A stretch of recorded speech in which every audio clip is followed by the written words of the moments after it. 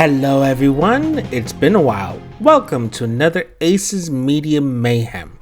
Today we're going to be doing a review video of a game that was released in the late 2000s, early 2010s, that I do believe is a worthy game.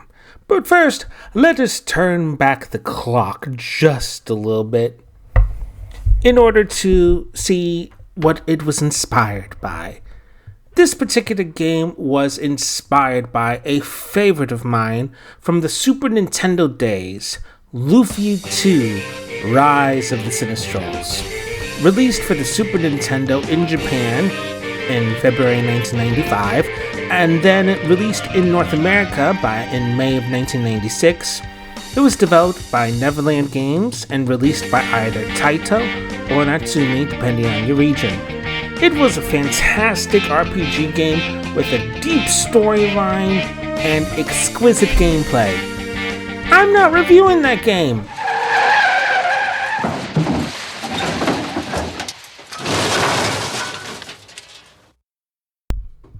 So, if I'm not doing Lufia 2, then what game, which was inspired by it, am I looking at? The game, specifically, is a sequel.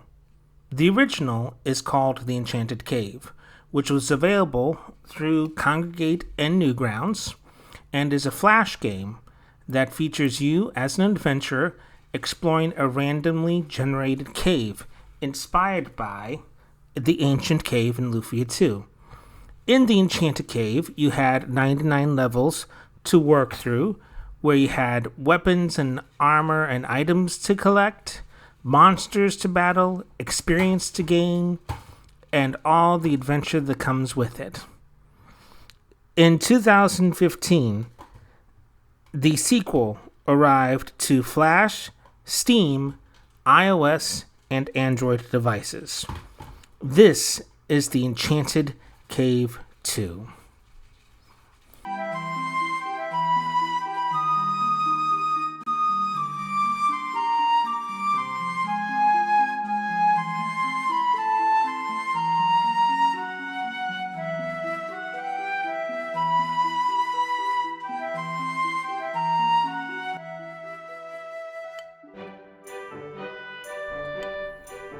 The Enchanted Cave 2 was released on June 3rd, 2015.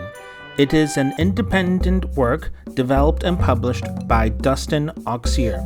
It is a RPG roguelike game that is currently available on iOS, Android, Flash, and Steam. For this particular review, I shall be reviewing the Steam version, which is the more complete version of the game, which I shall explain in detail. The Enchanted Cave 2, as I said before, is an RPG roguelike game that gets its inspiration from the Ancient Cave in Lufia 2. It features in the main mode of the game 100 randomly generated floors for you to explore, along with the story of the Enchanted Cave, which you can see in the video below. It features over 300 items, equipment, spells, and crafting ingredients for you to use. Now, since we are talking about an RPG, you have to understand that RPGs have a very single specific thing involved with them besides having a great storyline: levels and skills. For this game, you're able to get levels by earning enough experience points by beating the monsters, and you have a skill tree of 3 branches to work from: the fighter, the merchant and crafter, and the magician. Now, unlike the Ancient Cave, one thing you're able to do in the Enchanted Cave 2 is that at certain points within your travels, specifically every 10 floors, you're able to find a merchant where you're able to unload unnecessary items and purchase the necessities in order for you to continue surviving and exploring. Like the Ancient Cave, however, there are specific items which you're able to carry outside of the cave every time that you successfully escape using the escape wings. In this case, these are items which are going to be highlighted in yellow. All the other items are cursed and disappear as soon as you successfully leave the cave. Now, as I mentioned earlier, I am reviewing the Steam version of the game, which I actually prefer over all the other versions. First, with the exception of iOS and Android, the Flash version, the versions that you're able to find on websites, is usually the light version of the Enchanted Cave 2, which doesn't include everything.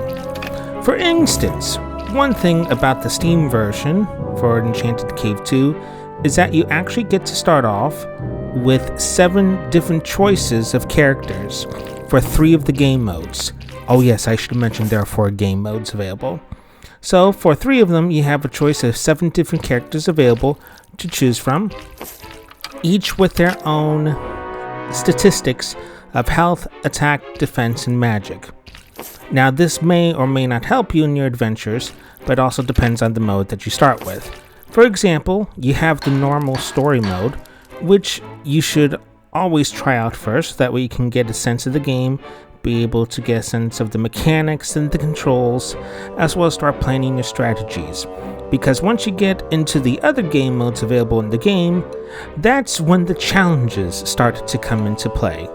For example, if you decide to do one of the unique modes called Monster Lair, this is considered one of the more advanced versions of the game, in which case you're going to be going through 100 levels of intense heck, because every single level on the game will be filled with monsters.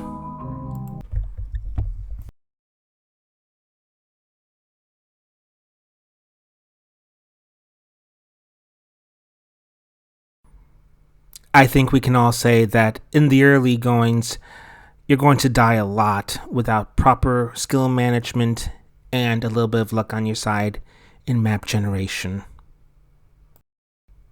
The next game mode is called Labyrinth, which gives you 10 magic pickaxes, which are pickaxes that allow you to knock through one portion of an exterior wall for the cave. Now, why is this game mode unique? Well, it features all the wonderful gameplay of story mode, but it takes out the story and simply adds in fog of war into your exploring experience, where you can't see anything.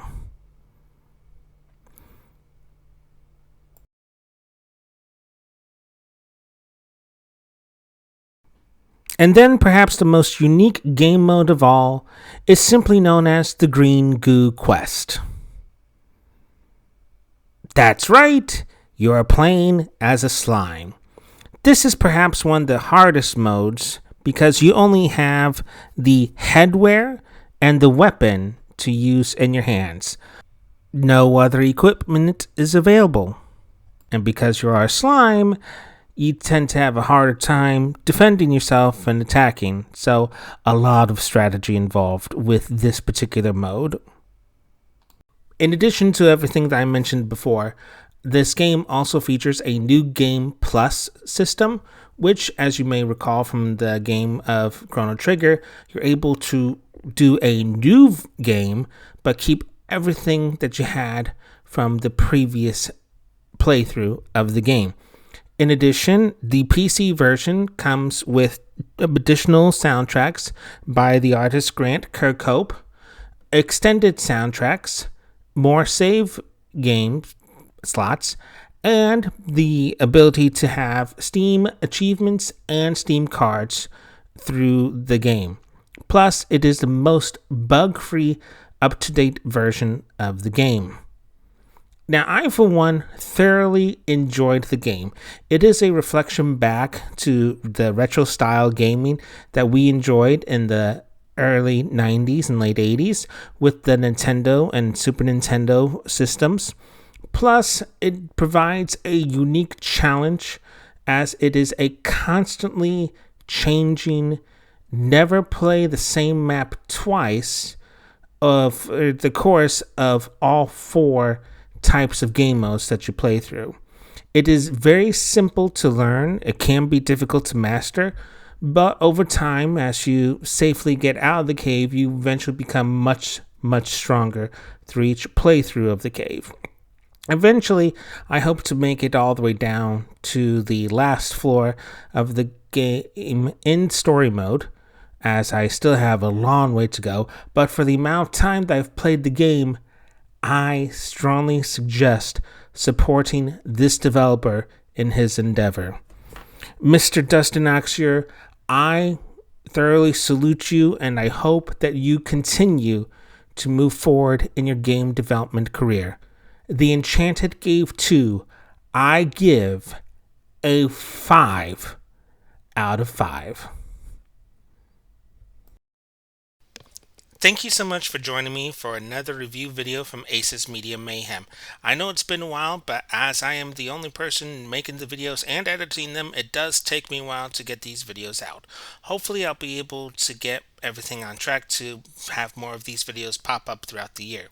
In the meantime, make sure you subscribe to my channel and also check out this video link, which you'll see to the left or right of me, and be sure to enjoy other videos I recommend. Thank you.